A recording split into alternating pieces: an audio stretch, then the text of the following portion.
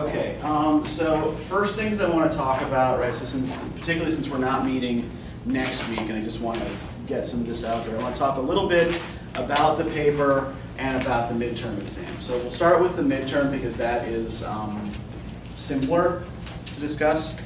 Most of you have been in classes with me before, right? You know what my midterms look like, right? I'm going to give you 3 essay questions to choose from. They will ask you to reference specific texts, and you will choose one and write about 4 or 5 pages in a blue book, right? I will give you, on Georgia View, some sample study questions. I'll give you 4 of those. So that will at least give you some sense of sort of what broad themes or ideas I want you to be focused on as you study. They won't be as specific as the actual exam questions, but they'll still give you something to practice with. There will then be an ID section. I will give you 12 terms to identify.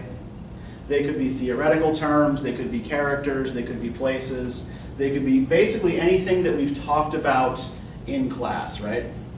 I won't put on anything that we didn't specifically mention or discuss in class. So everything on the IDs should be in your notes. So you're going to give me a short definition of the term, plus the author of whatever text it's related to, and the name of that text, right? Does anybody have any questions about the exam? Is it online, or how is it? No, it'll be in class. Okay. It'll be in class, yeah. Yes? When you said that essay part, is it just one short essay, or is it 3? There will be 3 to choose from, and you will choose one. Okay. Is it usually like comparing 2 different stories? Yeah, you will typically have to, most of the questions will ask you to compare 2 different texts to each other, yeah. I feel like we could compare pretty much all of these. Yeah. So about how many paragraphs should an essay be? How many paragraphs? Or length? I don't know, I mean, it really, like, in the blue book, and I'll provide blue books for you, right? It should be about 4 or 5 pages in the blue book, yeah. Any other questions about the exam? What is it? That is a good question. I I have believe it. it is, yeah. It's not the week after next, I believe it's the week following. I think that the last thing we're doing before the exam is Death of the King's Horseman, the Will Issuing play. In fact, let me just quickly go into the course syllabus and find that. It says midterm is on the 27th. That sounds about right.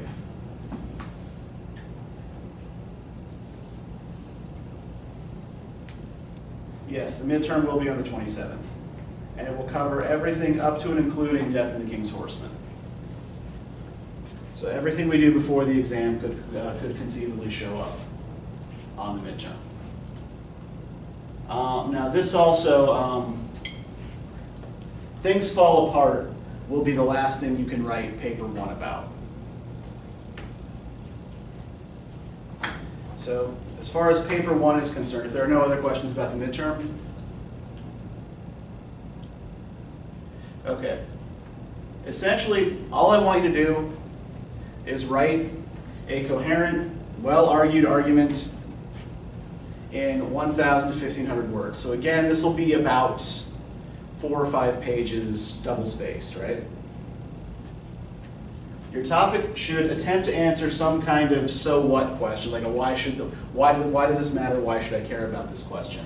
So for example, instead of writing about racial stereotypes in Joseph Conrad, try to pose an interesting question about race in Heart of Darkness, right? Think about, for example, like what his physical description of Africans reveal about European attitude towards race, right? So don't just tell me, for example, that race is an issue in Conrad's Heart of Darkness, right? Tell me how you think it works, right? Don't just tell me like imperialism is displayed in Robinson Crusoe. Tell me how you think it's displayed and why that matters, right? Yeah, Lindsay. So like how the Igbo culture is represented throughout Things Fall Apart, that would be a good essay topic. Yeah, why does Achebe represent it the way he does, right? What's the effect on the reader of his particular representation of Igbo culture, right? Maybe you might want to think about, the way he describes cultural practices, or even like the kinds of cultural practices he chooses to describe, right? If you see a particular pattern there, right? Are there other things he could have chosen to tell us about, for example, but doesn't? Any other questions about paper one? Yeah, Brandon. For paper one, does it have to exactly line up to what most scholarly writes about, or can it be from another perspective? No, I mean, I'm not, for one thing, this is not a research paper, so I'm not expecting you to actually go out and read any critical materials on this. In fact, don't. It's just the book as a source. Exactly. Your only source is going to be your primary source, right? We use Just the quotes textbook. from that, correct? Yes, yes. I do always expect people to quote directly, right? Don't summarize, don't paraphrase, quote directly. But it doesn't have to align with any sort of pre-existing scholarly argument. No, I am actually asking for your own perspective here. It's like, what you notice going on in the novel. And this is going to be due on Friday the 23rd. I am happy to talk over topics with you. I'm happy to go over drafts until the 21st, right? If you get me a draft before the 21st of February, I promise I will look at it. And this is another thing too, right? Like I know I won't be here next week, but I will still be checking email. So if you have questions for me next week, like you may have questions about your presentation, you all When might will have. that be again? When am I gonna do that? That will be when we come back. Like the day that? Yeah, so that'll be Come that'll be not next Tuesday, but the following Tuesday. So, I will be available to answer questions about the paper. I'll be available to answer any general questions about the class. I'll be able to look over drafts if you want me to. I do also, as some of you already know, give extra credit if you go to the Writing Center. So if you go to the Writing Center, they look at your paper, they tell me Caleb was here and we talked about blah, you get half a letter grades extra credit, right? So this is a good thing, we want this, we should do this. Any other questions about the paper?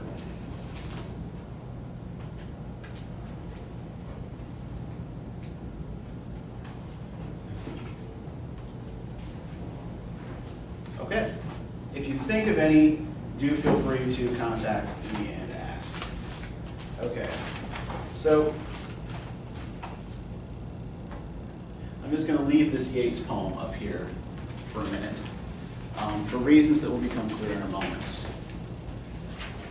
Now, Chinua Achebe is one of the most prominent members of a generation of young Nigerians who were educated within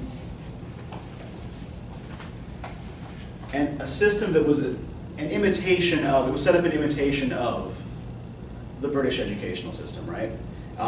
Before Nigeria was decolonized, right? So I think Nigeria achieves independence in the 1960s. This novel was published in 1958 or 59, the exact date escapes me at the moment, but late 1950s, so shortly before decolonization, right? Decolonization is coming, everybody knows it's coming, but it hasn't arrived yet. So Achebe and his generation were steeped in the classics of English literature.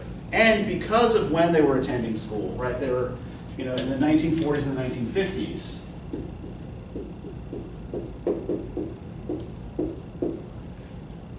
the movement that at the time was really in control of academic attention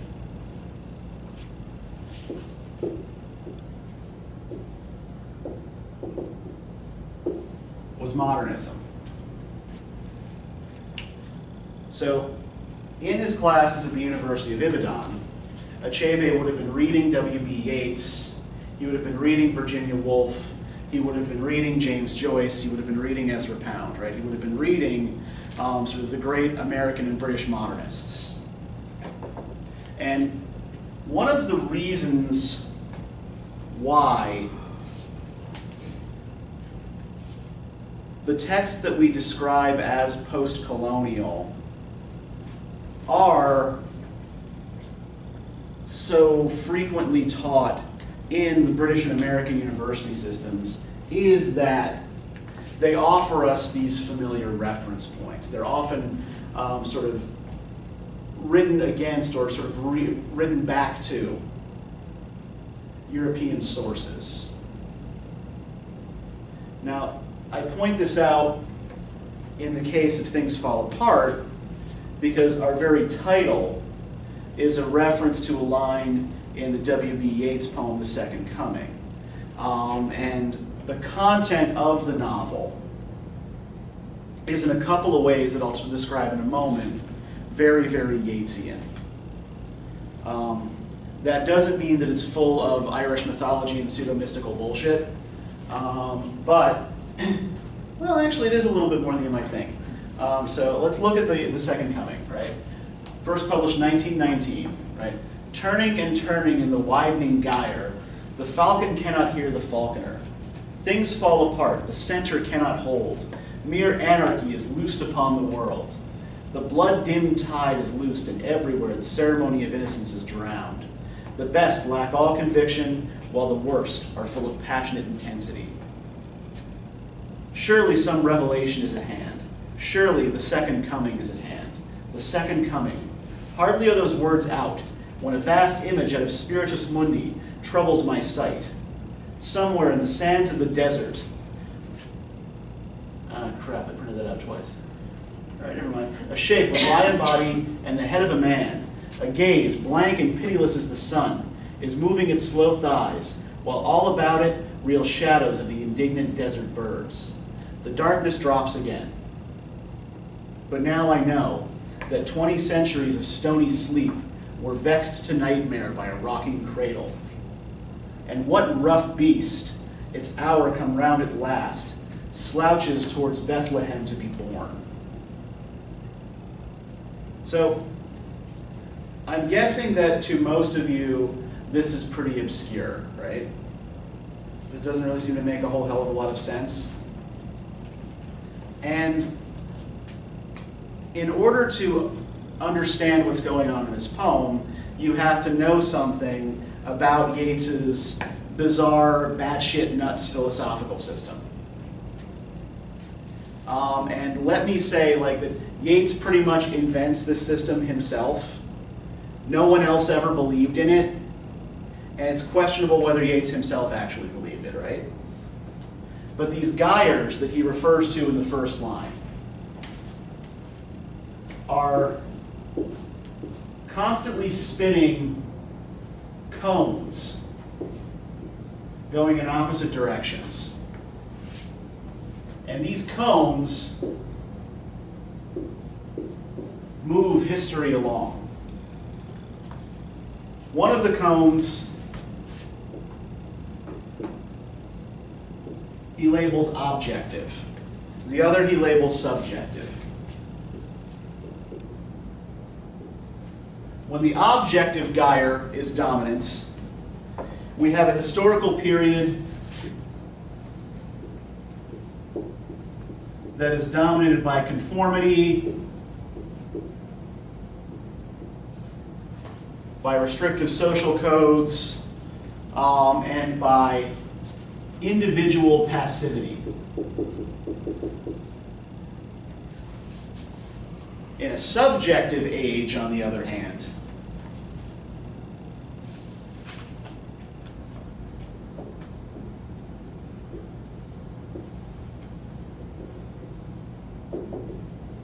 the era is dominated by personal heroism and individuality. So as one age starts to take over for another, right, as one Geyer becomes dominant, the values of the previous age start to break down. And individuals whose values accord with the previous age find themselves out of place, find themselves out of step with society. Right? People whose values are subjective, for example, have a very difficult time fitting into an objective society. Is everybody following me so far? I know that this sounds kind of nuts. Yes? Can you explain more about individual passivity? Yeah, so in an objective age, right, essentially like what matters more is civilization building and social life, right? So by individual passivity, people don't assert themselves as strongly as individuals in an objective age. That would be Yeats's argument here, right? That in an objective age, people are more concerned about their social relationships, the social fabric they belong to, and maintaining that. So you won't have people letting their freak flag fly quite as much. Whereas in the subjective age, that's all people do, right? So this particular idea dominates a lot of Yeats's poetry and a lot of his plays. His figure for subjectivity, which frankly is what Yeats prefers, is an Irish mythological hero by the name of Colin. Cuchlainn, pronounced Colin. And I promise this is all relevant. I promise this is all relevant to Things Fall Apart. So, Colin is one of those supernaturally strong mythological heroes, right? He's not a hero who fights as part of a band or as part of a group. He's a hero who fights by himself, typically. In fact, often single-handedly defeats whole armies. He's noted not so much for his great wisdom or for his social values, but for his great strength, and he does whatever the hell he wants to most of the time. Now, Yeats writes a play about Cuchulainn in middle age called An Bhoidhe Strand.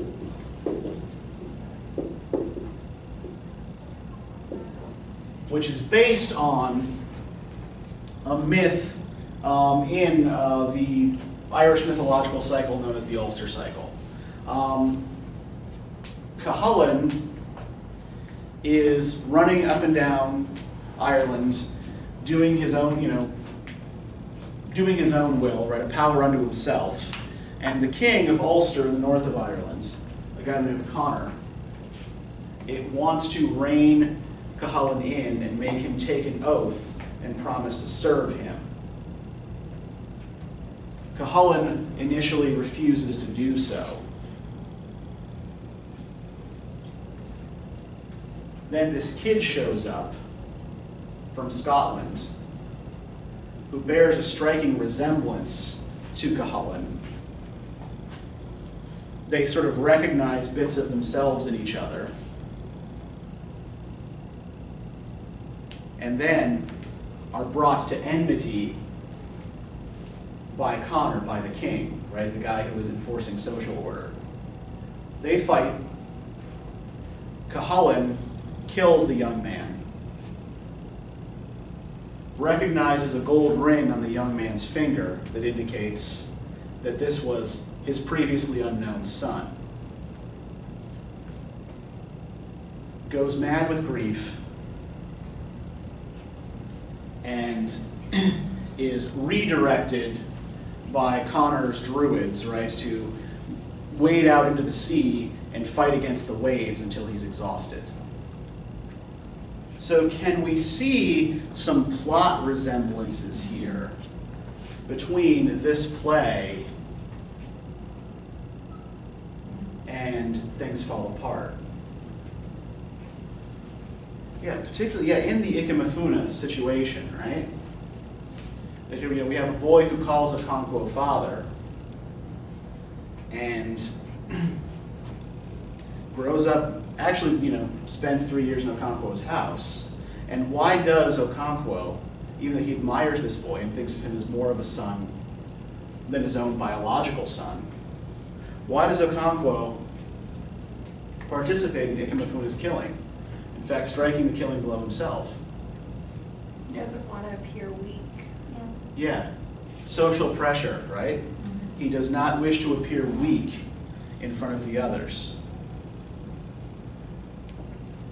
Right? Much as Connor McNessa, the king who represents the social order in Boya Strand, sort of goads Cahalan into fighting his son. Are you going to let him talk to you like that? Huh? Are you going to let him get away with that? Kill the interloper. So the basic point I'm trying to make here, right, is that on the one hand, the way this novel is often read is as a kind of insider's account of what the culture of the Igbo people of southern Nigeria looked like at the turn of the 20th century. Before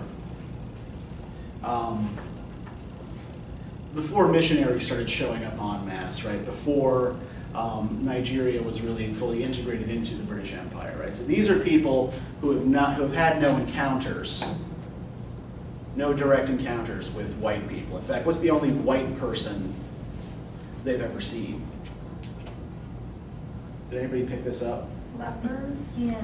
Yeah, white man is their sort of joking name for a leper, right? Someone who's rotting, someone who's diseased, right? So yeah, they've never seen a European. To them, a white person is a leper. And situating the novel in the era that Achebe does also plays into this Yeatsian idea of one age giving way to another, right?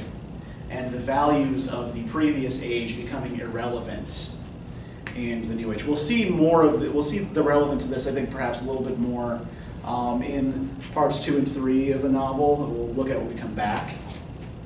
But if we look at Okonkwo himself as a kind of Yeatsian hero, I think the identification kind of makes sense. For one thing, right, what is Okonkwo particularly good at? Wrestling? Yeah, he's a famous wrestler, right?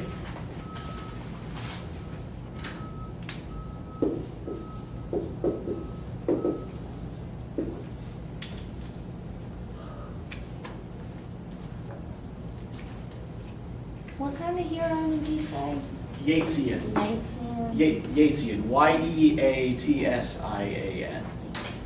As in, like Yeats's heroes. Right. So if you look at the very first page of the novel here, right? Okonkwo was well known throughout the 9 villages and even beyond. His fame rested on solid personal achievements. As a young man of 18, he had brought honor to his village by throwing Amalinze the cat. Amalinze was the great wrestler who for 7 years was unbeaten, from Umuofia to Mbino. He was called the cat because his back would never touch the earth. It was this man that Okonkwo threw in a fight which the old men agreed was one of the fiercest since the founder of their town engaged a spirit of the wild for 7 days and 7 nights. So on the one hand, right, this wrestling achievement echoes a past moment in the town's history, right?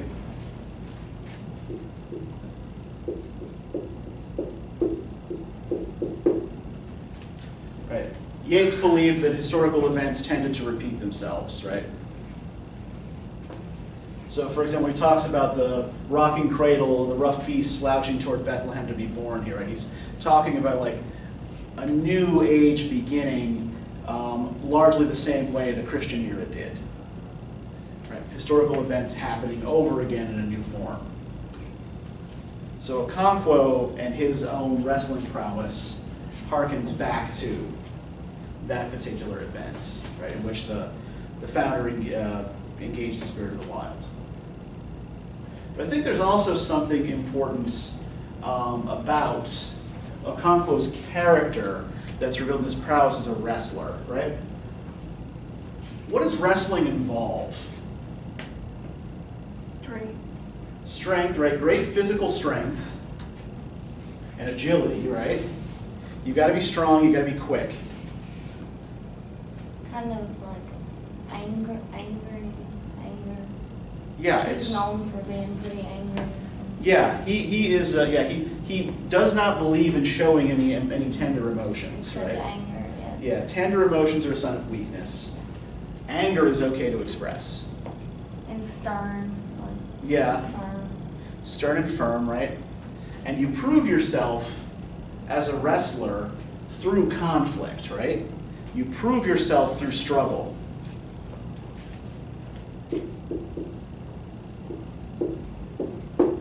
Right, you prove yourself in a contest against other people, right?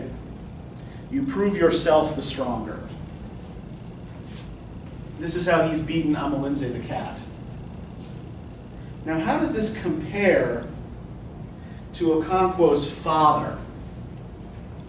Father's lazy. His father was lazy, right? Which necessitates Okonkwo's struggles as a young man, right? In order to become a person of importance in the village, he has to start from scratch.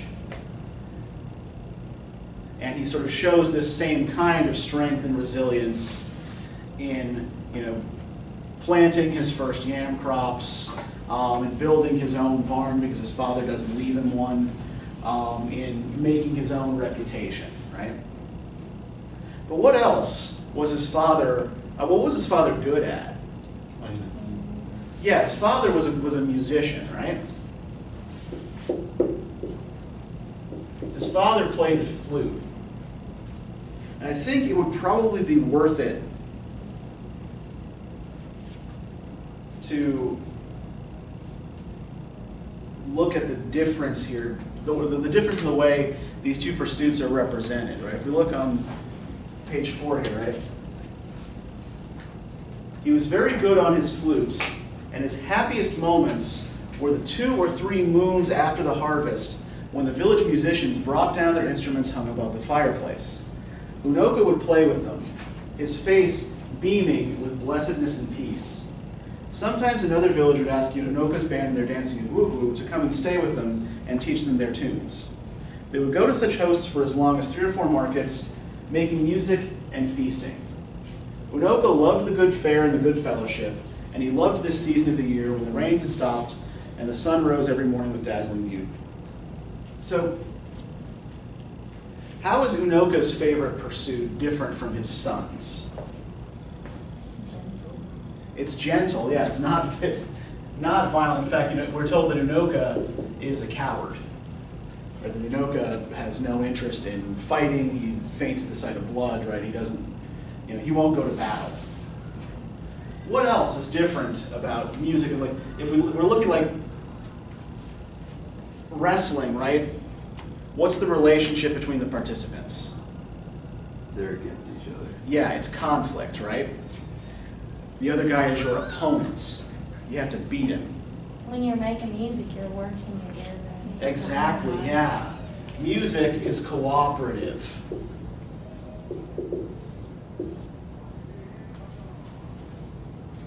So Okonkwo makes his reputation through struggle. Unoka makes his way in the world through cooperation. And Okonkwo comes to believe that cooperation, right, working with others rather than struggling against them, makes you weaker rather than stronger.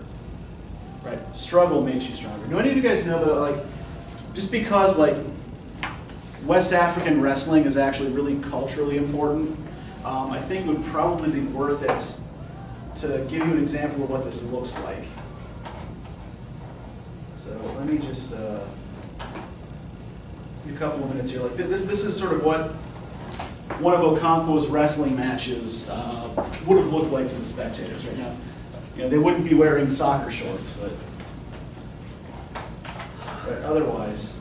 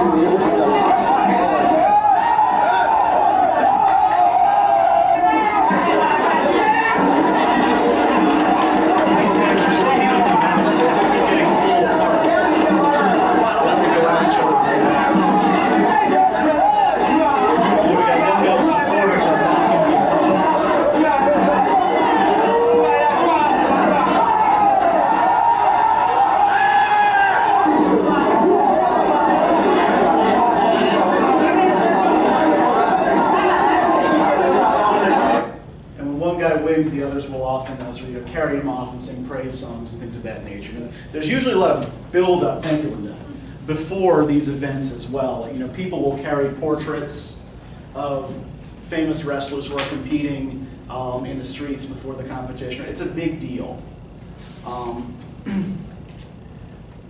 And it's a very, very big deal for Okonkwo in particular, right? This is how he makes his reputation. This is how his second wife, the one he actually loves, falls in love with him, right?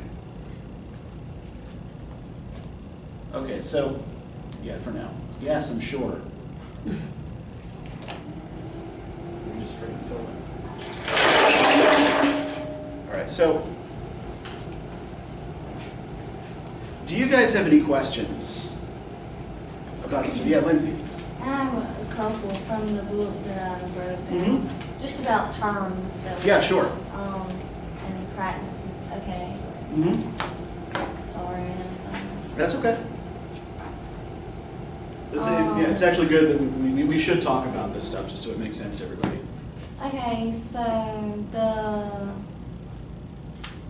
where he painted his toe or something like that, and the cola or whatever. What's the significance of Okay, that? Is that a Igbo culture ritual? Or? Yeah, the cola nut thing is it's a hospitality ritual, right? So when somebody comes to visit you, you share a cola nut with them, and yeah, the chalk on the big toe is part of that ritual. Achebe would have been familiar with the work of a couple of white anthropologists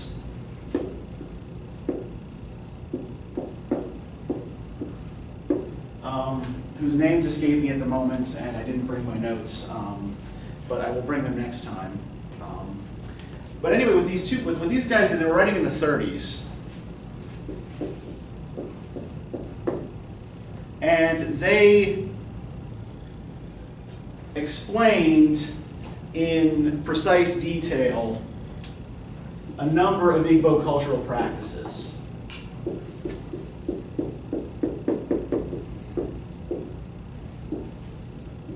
Right, cultural, legal, and judicial practices.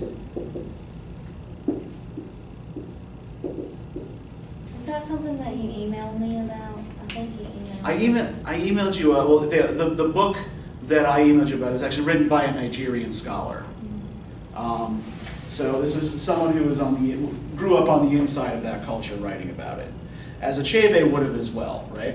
What Achebe is doing is he's actually often taking almost verbatim, almost in a mocking sort of sense, passages directly from these works of 1930s ethnography that claim to speak about his people, and just sort of sticking characters. I mean, essentially he's dramatizing scenes that are taken from these ethnographic books. So that's a big part of what he's doing. So does that answer your question about the cola nut and the chalk? Yeah, I was just confused about Okay. some of the stuff. I have other notes, but I couldn't find them. Okay, anybody else have questions about anything so far? Yeah, Brandon? Yes, the whole title system is Mhm. that some people have one, the O, I'm gonna call them O. O had two. Ocampo, So- yep. Yeah. So yeah, what these titles mean, right? You're initiated into different ranks within society, right? So people who take titles are people who are honored within the society, right? And so there would be, when someone takes a particular title, usually it's sort of a celebration with music and dancing. But yeah, the titles are meant in most cases to recognize achievements. And that's certainly the case in Okonkwo's village, right? Titles are only given to people who have done a lot. They complain about other villages, right, where people can just buy titles, or where, the lowest rank of titles in particular don't really mean anything, right? But yeah, these are supposed to represent significant achievements in the life of the person who receives the title. So, Okonkwo has two. Mhm. One for the wrestling, I assume, and the other from war. Probably, yeah. Okay. Yeah. So does most other people, like the elders, have multiple titles or just one? People who would be respected in the village would have multiple titles, would have taken multiple titles. People who in old age have taken only one title or no titles would be respected significantly less, right? So for example, because Okonkwo has taken two titles, he's a fairly big deal in the village, right? He is, when they have the ceremony with the Whoohooo, which we'll talk more about that in a minute. Let me just put that on the board.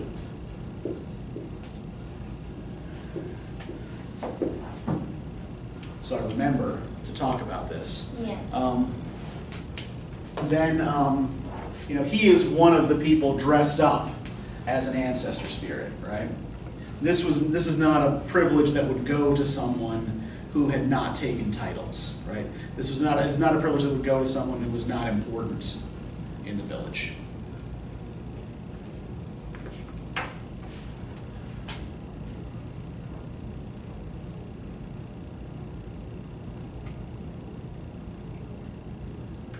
What else is troubling you? There is, but do your editions have a glossary in the back that explains some of the Igbo language terms? Yeah, I have some. Okay, good. That would have been helpful last month. Didn't know it was there, huh? And that's like one thing. One of the common criticisms that other African writers have leveled at Achebe is that because he does things like provide a glossary, and because he does things like sort of describe in detail that wouldn't be necessary for a cultural insider certain rituals and practices, that he's writing only for outsiders, that he's writing for Europeans to read this.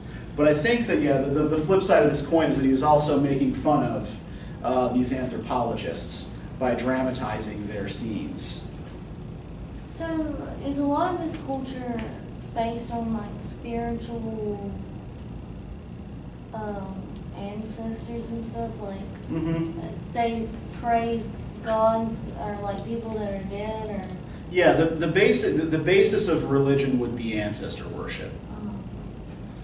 That's the most. And the idea is that, and like this is one thing to note about concepts of history in certain parts of West Africa. Like it doesn't work quite the way it does in the West, right? Like we tend to think of history as a linear progression from some point in the past to the present, right?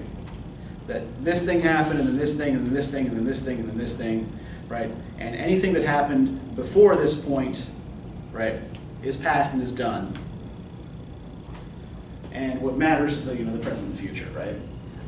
In South Asia, history is regarded as being sort of circular, right? That is Buddhism. Yeah, yeah. That the current age will come to an end, and a new age will begin that will sort of repeat many of the things that happened in the previous age, right? In West Africa, history is more kind of simultaneous, if that makes any sense, right? Instead of there being fixed points along the line, it's kind of one big point all mashed together, right? The present and the past have a much stronger, are much more strongly related to each other, right? So things that happen in the present can affect things that happen in the past. And indeed, people who died, people who are gone, are never really gone and can be brought back into the present, right? So there's a lot of talk about people behaving as though possessed, right?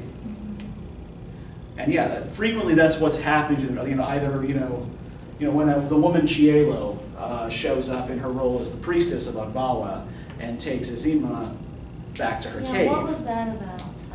Well, essentially they kind of have to let her do it because she's not Chielo when she does that. She's the representative of Agbala. She's possessed. And so they kind of have to let her do this weird thing she wants to do. Is it some kind of ritual or? Yeah, that's always been like one of my questions. Is she possessed like the whole time because she always calls her daughter? Yeah. She is possessed the whole time she's doing that. She is not possessed by the god all the time. But when she is possessed by the god, you have to treat her like she's the god.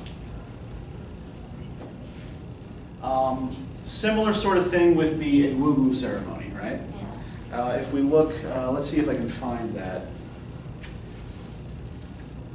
They say that, Okonkwo's friends and relatives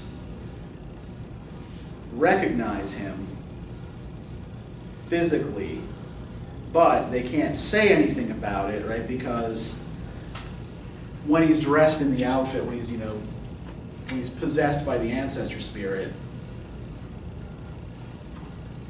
he's not Okonkwo, right? He's not the guy they know. Right, so if we look, it's in chapter 10. Right. An iron gong sounded, setting up a wave of expectation in the crowd. Everyone looked in the direction of the Whoohooo house. Gong, gong, gong, gong, like the gong, and a powerful flute blew a high-pitched blast. Then came the voices of the Whoohooo, guttural and awesome. The wave struck the women and children, and there was a backward stampede, but it was momentary.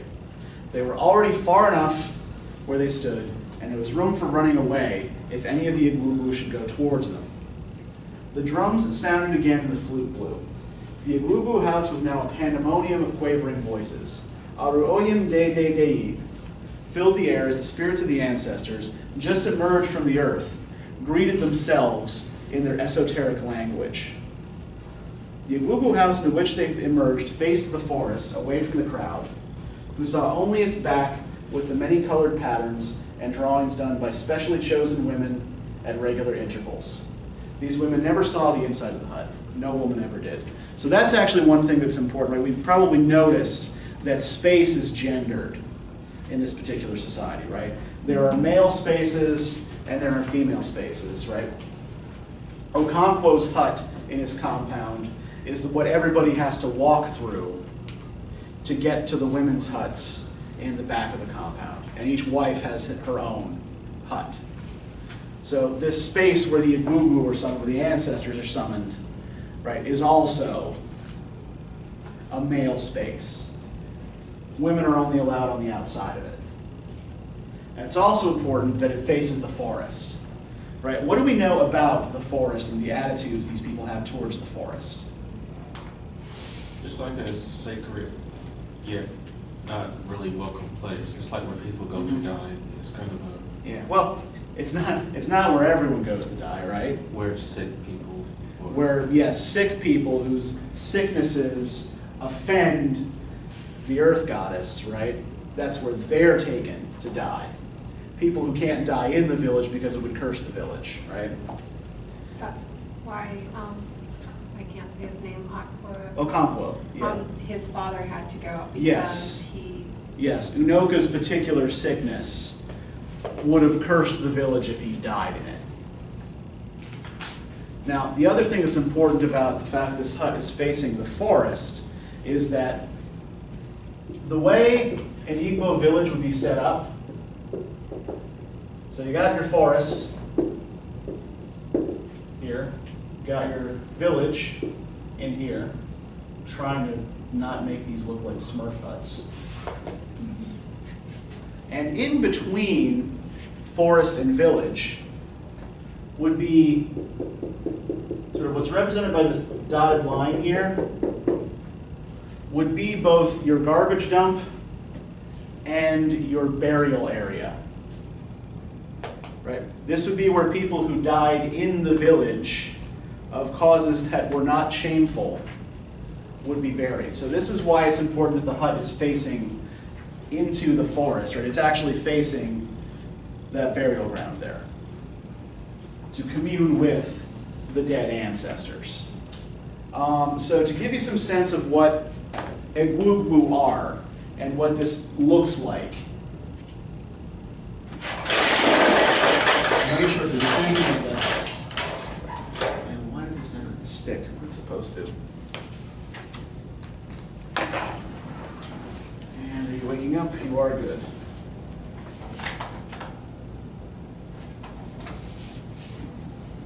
Okay, so the idea, as I said, like if we look a little further down in this particular chapter, the evil forest, the oldest of the Whoohooo, does this thing.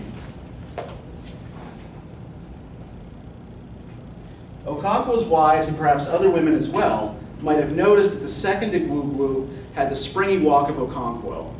And they might have noticed that Okonkwo was not among the titled men and elders who sat behind the row of Whoohooo. But if they thought these things, they kept them within themselves. The Whoohooo with the springy walk was one of the dead fathers of the clan. He looked terrible with the smoked raffia body, a huge wooden face painted white except for the round hollow eyes and the charred teeth that were as big as a man's fingers. On his head were two powerful horns, right?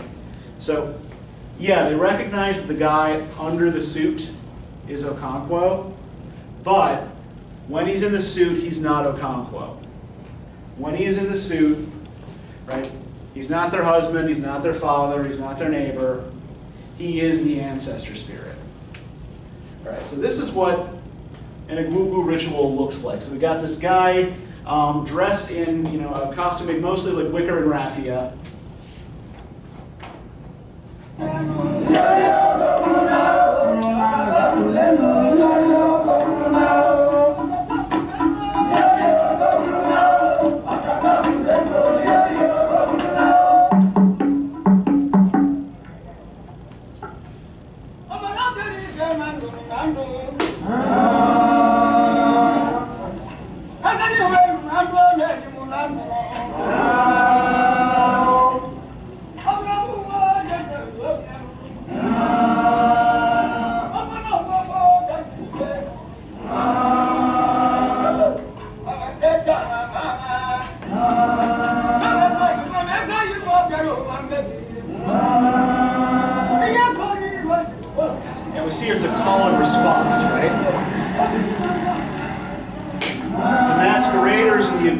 to speak, and the villagers, right, fall to their knees in respect and respond in sort of ritually approved ways to the speech of the ancestor spirit.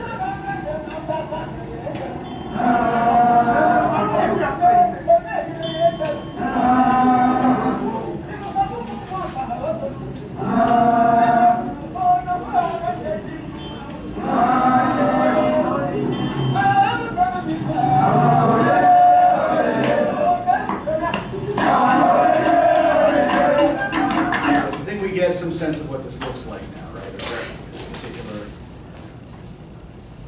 practice.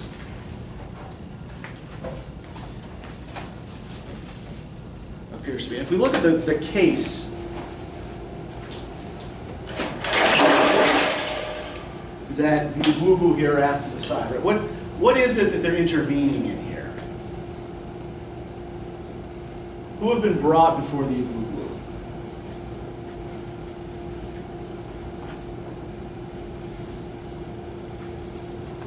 Was it the that boy? It's not Ikamafuna. Isn't it like a man and his wife? Yeah, it's a domestic yeah. dispute, Yeah. right? Yeah. She's trying to take his money, is that what it was? Or? Well, it's right. And his complaint is that his wife's brothers have shown up and taken her back, along with their small children. And if that's the case, if they're not going to return her and the children, then they need to return to him his bride price, right? The bride price he paid for her. And what is their counter to this? He beats Yeah, he beats her. her. Yeah, that he beats her mercilessly and constantly, right? And that they took her from his house basically to save her life, right? That we took her away because he's a beast, right? Because he's too violent. And this was our last recourse. This was all we had to do, right? So the Whoohooo make their decision, right? Evil Forest began to speak, and all the while he spoke, everyone was silent. The 8 other Whoohooo were as still as statues. We have heard both sides of the case, said Evil Forest. Our duty is not to blame this man or to praise that, but to settle the dispute. He turned to Uzawulu's group and allowed a short pause. Uzawulu's body, I salute you, he said. Right? People who are spirit-possessed always refer to people who are not spirit-possessed as a body. Our father, my hand has touched the ground, replied Uzawulu, touching the earth. Uzawulu's body, do you know me? How can I know you, father? You are beyond our knowledge, Uzawulu replied. I am Evil Forest. I kill a man on the day that his life is sweetest to him. That is true, replied Uzawulu. Go to your in-laws with a pot of wine and beg your wife to return to you. It is not bravery when a man fights with a woman. He turned to Odukwe and allowed a brief pause. Odukwe's body, I greet you, he said. My hand is on the ground, replied Okokwe. Do you know me? No man can know you, replied Odukwe. I am Evil Forest. I am dry meat that fills the mouth. I am fire that burns without faggots. If your in-law brings wine to you, let your sister go with him. I salute you. He pulled his staff from the hard earth and thrust it back. Umofiakwenu, he roared, and the crowd answered. So what do you make of, what seems to be the solution the ancestors offer to this dispute between these families?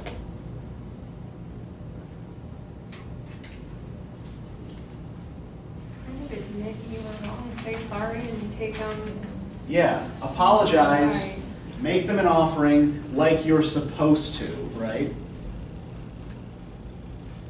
And then that rights the wrong. So really the response that they give is a kind of ritual prescription, right?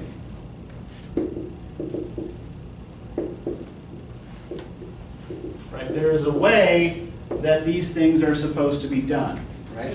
When you are apologizing to someone, when you are suing for peace with someone, you are supposed to go to their house and bring them a pot of palm wine, right? So,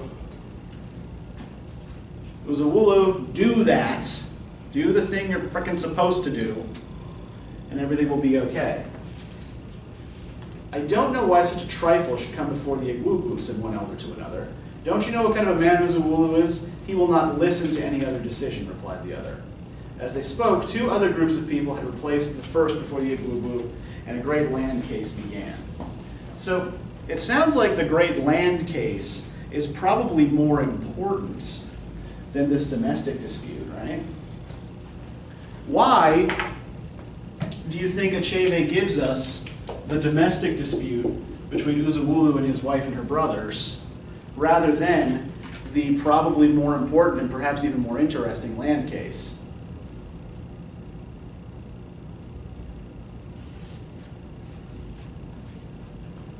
Something to do with, from what I got from it, people are more valued than property or land or something like that. That's what I got from it. Okay. I thought too that it was interesting because, that's what,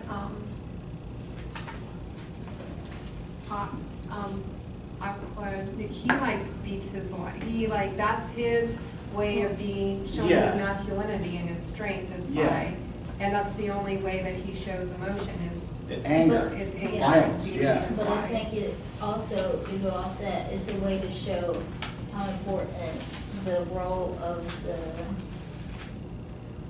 secret societies are. Uh-huh. And how, because he constantly asks, do you know me? And you Yeah. have to respect Yeah. those And, roles. and you have to say, like, no, I can't possibly know you, right? Right. Yeah, there are rules for how to respond. And if the Whoohooo tell you something, right, that's supposed to be final. That's supposed to be the final word. Like, the ancestors told you to do this. This is what you are supposed to do. And Whoohooo, we're told, is a stubborn man who won't listen to anyone else, right? So he's like Okonkwo in that. And he is also like Okonkwo in that he beats up women. Now, does Okonkwo seem to do that regularly?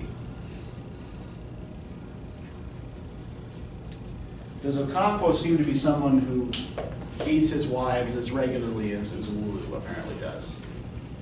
When he gets really pissed off, When they he does, do right? something to make him mad, he does. Yeah, there's his wife says something about guns that don't shoot, right? Yeah. He tried to shoot her. Yeah, he tries to shoot her with a gun. Yeah. So I think that what's interesting about that remark, when she talks about guns that don't shoot, what's she attacking? She was kind of edging her mom, Mhm. What is Okonkwo most sensitive about, though? His strength. His strength, right? And what is his strength related to? Like, what does he never want to be thought of as? A failure and a weak person. What does he associate with failure and weakness? His father. His father, right? And his father, he regards as someone who is. Does he regard his father as someone who is masculine? No, he describes him as feminine. Yeah, he never wants anyone to think of him as being like a woman, right? Mhm. He never wants anyone to think of him as being like a He woman. associates manliness with strength, right? Yeah. So he gets upset about this comment because he feels emasculated by it. Right? It's hitting him in that most sensitive spot. In his pursuit of wrestling, right? This is a manly sport in which men grapple with each other to prove who is the stronger, who is the faster, who is the better, right?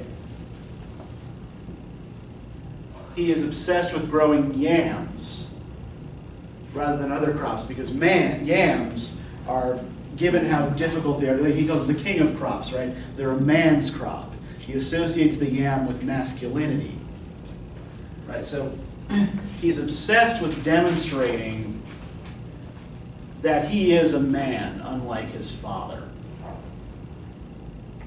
right? And the worst insult that he can give to anybody is that this other person is womanish, right?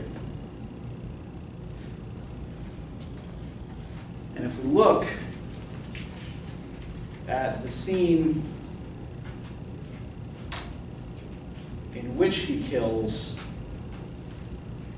Ikemefuna,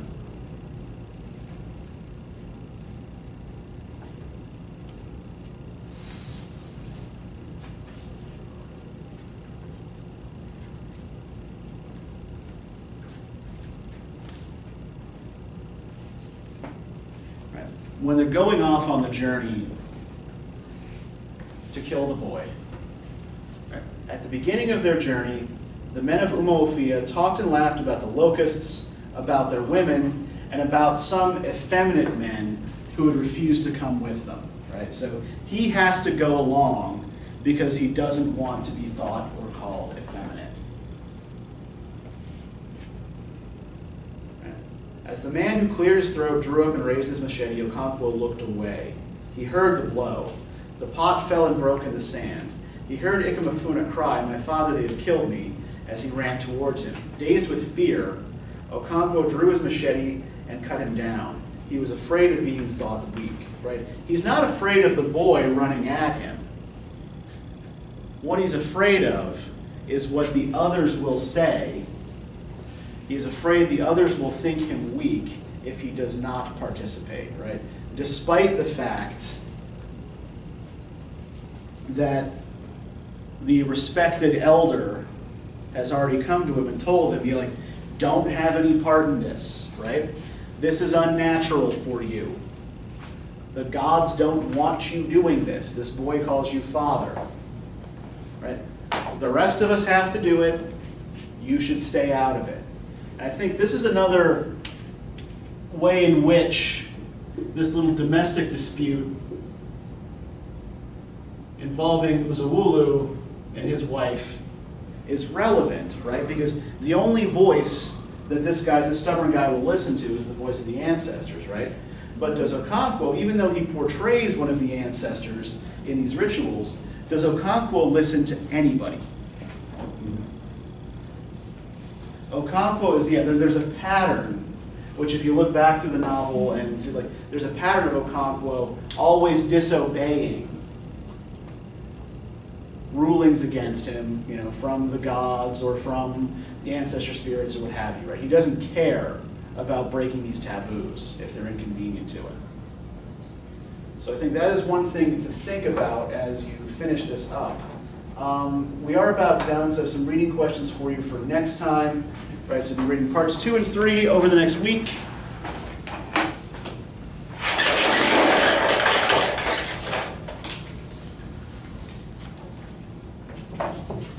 And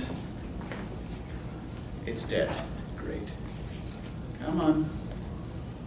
See the little eye light up? All right, there we go. Okay, so these should pop up any second, and we'll see you in a week and a half.